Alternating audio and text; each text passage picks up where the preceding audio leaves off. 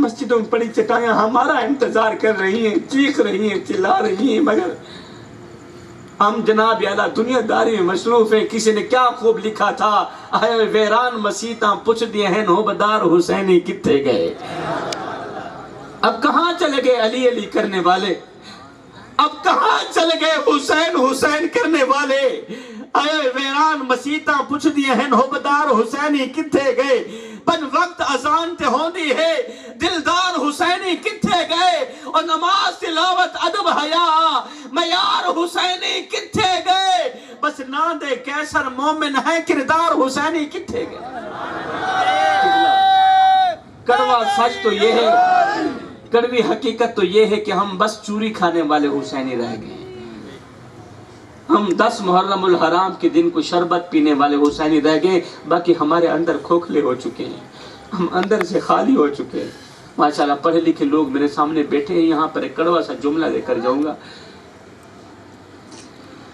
ہم نام لیتے ہیں حسین کا اور نقل کرتے ہیں یزید کی، اور یہ بات حقیقت ہے کہ بل آپ لوگوں کو ماننی پڑے گی۔ اپنے فعل دیکھیں نا، اپنے اندر کے مفتی سے پوچھیں، جس طرح آج ہمارے شب و روز گزر گئے، اور نوبت یہاں تک آن پہنچی ہے کہ ہم نام لیتے ہیں حسین کا، نقل کرتے ہیں یزید کی۔ قسم ہے اللہ پاک کی قبلہ، آج اگر ہم یزید کی نقل نہ کر رہے ہوتے تو آج فلسطین کے مسلمانوں کے بچوں کے سر تن سے جدا نہ ہوتے۔ خدا را میری قوم کے نوجوانوں، ایک ہو جاؤ میری قوم کے نوجوانوں، وفا کرو حضور کے دین کے ساتھ، وفا کرو حضور کی آل کے ساتھ۔ میں حضور کی آل سے ہوں، سید زادہ ہوں قبلہ، میں دوران خطاب ہی آپ لوگوں سے تھوڑی سی خیرات مانگنا چاہتا ہوں۔ میری قوم کے نوجوانوں، میں آپ لوگوں سے تھوڑی سی خیرات مانگتا ہوں، آپ وہ خیرات میری جھولی میں ڈالیے گا۔ میں آپ لوگوں سے وعدہ کرتا ہوں میں ہمیشہ کے لیے آپ لوگوں کے حق میں دعائیں کرتا رہوں گا، اور وہ خیرات پیسوں کی نہیں، وہ خیرات مال و دولت کی نہیں۔ حضور فقیر جب کچھ مانگنے جاتا ہے یا تو وہ بھوکا ہوتا ہے، روٹی مانگتا ہے، میں بھوکا بھی نہیں۔ فقیر پیاسا ہوتا ہے، پانی مانگتا ہے، میں پیاسا بھی نہیں۔ فقیر بے لباس ہوتا ہے، وہ جناب اعلیٰ لباس مانگتا ہے، میں بے لباس بھی نہیں۔ میرے پاس اچھی سے اچھی گاڑی ہے، اچھا سے اچھا گھر ہے، مجھے کسی چیز کی ضرورت نہیں ہے، پھر بھی قوم کے نوجوانوں سے میں تھوڑی سی خیرات مانگوں گا۔ خیرات مانگوں گا، بھیک نہیں مانگوں گا، کیونکہ بھیک بھکاری لوگ مانگتے ہیں، میں تو سید زادہ ہوں۔ بھیک سے کیا تعلق؟ قبلہ یہ جو بھیک ہے نا، بھیک میں اور خیرات میں بڑا ہی فرق ہوتا ہے۔ بھیک میں اور خیرات میں بڑا فرق ہے قبلہ۔ ہاں، پھر بھکاری میں اور فقیر میں بڑا فرق ہوتا ہے۔ کیا جناب؟ یہ جو صبح سویرے آپ کے دروازے پہ آتا ہے نا روٹی مانگنے کے، اللہ کے نام پہ روٹی دے دو، اللہ کے نام پہ 10 روپے دے دو، اور ہماری عورتیں کہتی ہیں جی وہ فقیر آیا ہے، بیٹے جاؤ نا 10 روپے دے کر، جاؤ نا وہ روٹی دے کر۔ وہ فقیر نہیں ہوتا، وہ بھکاری ہوتا ہے۔ وہ کیا ہوتا ہے جناب؟ میرے خیال سے تجھے تھکے بیٹھے، ایویں نہ کرو، ایویں نہ کرو، چند منٹ دی حاضری باقی رہ گئی ہے، تجھے دل نال سماعت کرو، جو تھکا تھکا پن میں کو نہ دکھاؤ۔ میں کچھ جگامنا بھی آندے اے دی گال کہنی، لیکن میرا وہ انداز نہیں ہے نا جناب۔ میرا حال ثبوت ہے اجڑن دا، آغاز بھی میں انجام بھی میں۔ میں ہے کہ جناب ویکھدا پیا میں، کیونکہ ڈوڑے ڈپیا نہیں قوم میں، میں چیک کرا میں واقعی تو ڈوڑے ڈپے لے یارو، ڈوڑے ڈپے سناؤ تو ایک سائڈ تے کان میں ہاتھ رکھو، سمجھ آوے بھاوے نہ آوے۔ جڑے جڑے تھکے بیٹھے اونچی آواز میں سبحان اللہ بولو۔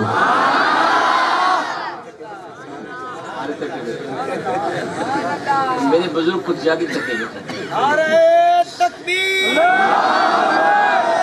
مختصر حضور والا مختصر قبلہ، یہ جو فقیر اور بھکاری، فقیر میں اور بھکاری میں بڑا ہی فرق ہوتا ہے۔ فقیر کسے کہتے ہیں اور بھکاری کسے کہتے ہیں؟ فقیر کسے کہتے ہیں، بھکاری کسے کہتے ہیں؟ فقیر میں اور بھکاری کے درمیان فرق کیا ہے؟ 2 لائنوں میں فرق ہے۔ میرے بزرگ فرماتے ہیں جسے دنیا ٹھکرا دے، کیا جناب؟ جسے دنیا ٹھکرا دے اسے بھکاری کہتے ہیں، اور جو دنیا کو ٹھکرا دے اسے فقیر کہتے ہیں.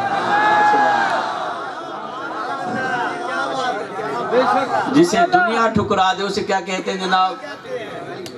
جسے دنیا کک مار دے اسے بیکاری کہتے ہیں. جو بھی ان کے اسیر ہوتے ہیں کتنے روشن ضمیر ہوتے ہیں، جن کو دنیا حقیر لگتی ہے اف وہ کتنے امیر ہوتے ہیں. جو دنیا کو ٹھکرا دے اسے حضور والا میں فقیر بن کر تھوڑی سی خیرات مانگنا چاہتا ہوں. تھوڑی سی خیرات میری جھولی میں ڈال دیجیے گا. میں آپ لوگوں سے وعدہ کرتا ہوں ہمیشہ کے لیے سید زادہ ہوں. یار سید زادوں کی دعا بھی بڑی کمال کی ہوتی ہے. میں وعدہ کر کے جا رہا ہوں آپ لوگوں کے آگ میں دعائیں ضرور کروں گا، مگر آپ نے مجھے خیرات ضرور دینی ہے. وہ خیرات یہ ہے حضور والا، میں کہتا ہوں زمین سے لے کر آسمان تک گناہ کرنا میرا اللہ تمہیں معاف کر دے. یہ جو مولوی کہتا ہے نا اللہ یہ کر دے گا وہ کر دے گا، وہ قہار ہے، وہ جبار ہے، وہ بہت بڑا سخت عذاب دینے والا، بے شک ہے، ہمارا یقین ہے. جب قرآن نے کہہ دیا تو پھر ہمارا یقین ہے قبلہ. لیکن مولوی کچھ زیادہ ہی بول جاتا ہے. میں کہتا ہوں زمین سے لے کر آسمان تک گناہ کرنا میرا اللہ تمہیں معاف کر دے گا. ریت کے ذروں کے برابر گناہ کرنا میرا اللہ تمہیں معاف کر دے گا. درختوں کے پتوں کے برابر گناہ کرنا میرا اللہ تمہیں معاف کر دے گا، معاف کر دے گا، معاف کر دے گا. کیونکہ میرے سونے محمد کا رب ہے ہی معاف کرنے والا.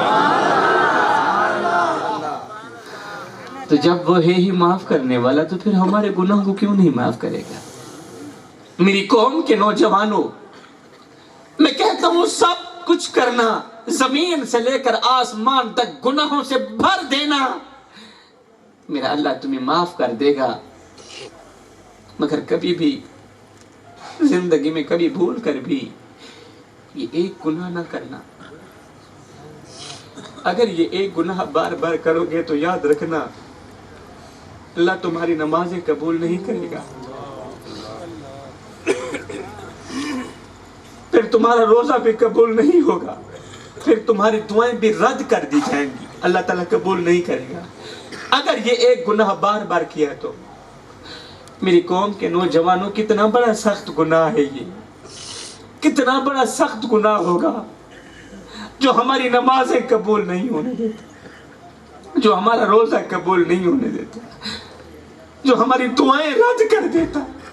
اب سنیے گا وہ کون سے گناہ ہے، سینے پہ ہاتھ رکھ کے سنیے گا اور اس ایک گناہ سے توبہ کیجیے گا. میں کہتا ہوں سب کچھ کرنا اللہ معاف کر دے گا، سب کچھ کرنا اللہ معاف کر دے گا، مگر کبھی بھی زندگی میں کبھی بھول کر بھی اپنے بوڑھے باپ کی آنکھوں سے آنسو مت نکالنا. میری قوم کے نوجوانوں، قسم اللہ پاک کی، جس گھر میں بوڑھا باپ روتا ہو، جس گھر میں بوڑھی ماں روتی ہو، اس گھر میں رحمت کے فرشتے نہیں آتے. ایک لمحے کے لیے اپنے باطن پہ اتر، اپنے اندر کے مفتی سے پوچھ کہیں تیرے گھر میں تیرا باپ تو نہیں روتا، کہیں تیری ماں تجھے یاد کر کر کے تو نہیں روتی. آج ماں مولوی کے پاس بیٹھی ہے، باپ پیر صاحب کے قدم دبا رہا ہے اور رو رو کے کہہ رہا ہے پیر صاحب کوئی تعویذ دو، کوئی دعا دو، اللہ میری اولاد کو ہدایت دے دے. اولاد دکھ دیتی ہے، اولاد درد دیتی ہے، اولاد نے تو جینا حرام کر دیا ہے. بیٹے کا باپ سے جھگڑا ہو گیا، لڑائی ہو گئی، بیٹا باپ سے نفرت کر بیٹھا، باپ کی بری شکل بیٹے کو اچھی نہیں لگتی تھی، جس راستے سے باپ آتا تھا بیٹا وہ راستہ بھی چھوڑ دیتا تھا. آخر کار بیٹا دبئی چلا گیا، سعودیہ چلا گیا، وہ امریکہ چلا گیا. باپ ساری زندگی پیچھے آوازیں دیتا رہا، میرے بیٹے آ جاؤ ایک بار مجھے اپنا مکھڑا تو دکھا جاؤ، تو میرے ساتھ نفرت ہی کر، تو میرے ساتھ دشمنی ہی رکھ، ٹھیک ہے میں تجھے اچھا نہیں لگتا، پر ایک چھوٹی سی میری فریاد ہے، آ جا ایک بار مجھے اپنا مکھڑا تو دکھا دے، ایک بار مجھے اپنی زیارت تو کرا دے. ساری زندگی باپ روتا رہا، بیٹے آ جا مجھے اپنا چہرہ تو دکھا جا، مگر بیٹا نہ آیا. آخر کار باپ یہ کہتا ہوا مر ہی گیا، بیٹے جب میری قبر پر آنا تو مسکراتے ہوئے آنا، روتے ہوئے مت آنا، کیونکہ اس وقت تیرے آنسو صاف کرنے